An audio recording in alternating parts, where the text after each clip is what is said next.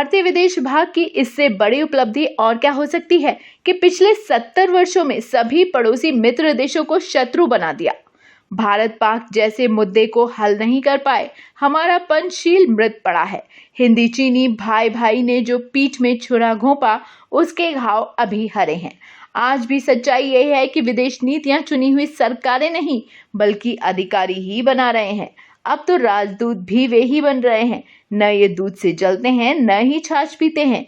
देश की खातिर कोई भी अपना घर बेचने वाला नहीं है। दूरदर्शिता का ही प्रमाण हम देख रहे हैं, भोग रहे हैं कि सोमवार को दोपहर शांति वार्ता और रात को आक्रमण।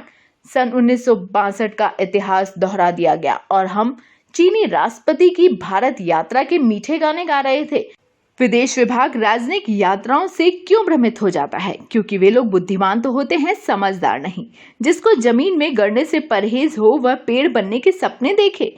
सरकारें बदलती रहती हैं, मुद्दों का स्वरूप नहीं बदलता। चीन हर देश के साथ दोगला रहा है, आक्रामक मानसिकता रखता है। साम्राज्यवादी नीतियों के कारण आसपास के सभी देश आतंकित हैं। आसो अमेरिका, ऑस्ट्रेलिया और जापान जैसे देशों में भी चीन के पांव उखड़ने लग गए। जो धन उद्योगों में लगा रहा है, कोरोना ने उस आय के द्वार बंद कर दिए। उद्योग लौटने लगे, बेरोजगारी बढ़ने लगी। उससे भी बड़ा झटका लगा कोरोना के प्रसार को लेकर। विश्व पटल पर हुई बदनामी से ध्यान हटाने का मार्ग ढूंढ रहा है। भारत के साथ वार्ता भी करता है, तोड़ता भी है। जब से तिब्बत का मुद्दा उठा है, दलाई लामा को भारत ने शरण दी है, चीन की आंखों में भारत खटक रहा है। उसके बाद कितने अवसर आए जब चीन ने आक्रामक रूप दिखाया और हम आंखें मूंदे रहे। अक्सर चीन का मुद्दा अरुणाचल प्रदेश पर झपट्टा, पाकिस्तान की धरती पर कॉरिडोर, पीओके का मुद्दा और लद्दाख के बड़े हिस्से का कब्जा। किसके दिल में दर्द उठा? किसने देश में कोई कसम खाई? न हम आगे की सोचते हैं, न दुश्मन से सावधान होते हैं। क्या 20 सैनिकों की शहादत का कोई अर्थ नहीं है? रक्षा विभाग क्या उत्तर देता रहा है पिछले 70 सालों में देश के सामने? कैसी ठिठोली का दृश्य लगता है जब दो शत्रु सेनाएं बिना हथियारों के हाथापाई करके लड़ मरती हैं। हमारे 4,71,378 करोड़ के रक्षा बजट को भी धिक्कार है।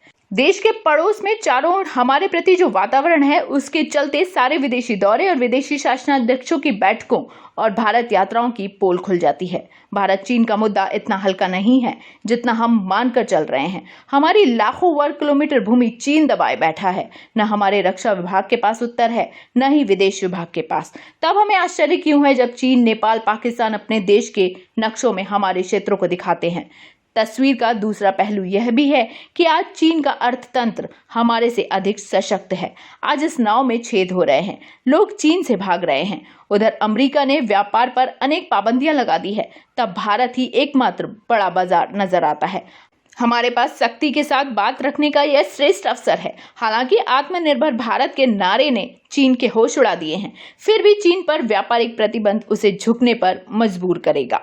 यह तब संभव है जब एक, हमारी आर्थिक विकास की गति सुधर सके। आज तो वह दिन दूर ही है। 2, क्या हमारे पास चीन से अलग होने का विकल्प है? हमारे उद्योगों का बड़ा हिस्सा चीन पर निर्भर है। छोटे व्यापारी और उद्यमी चीन के घटिया और सस्ते माल से त्रस्त हैं।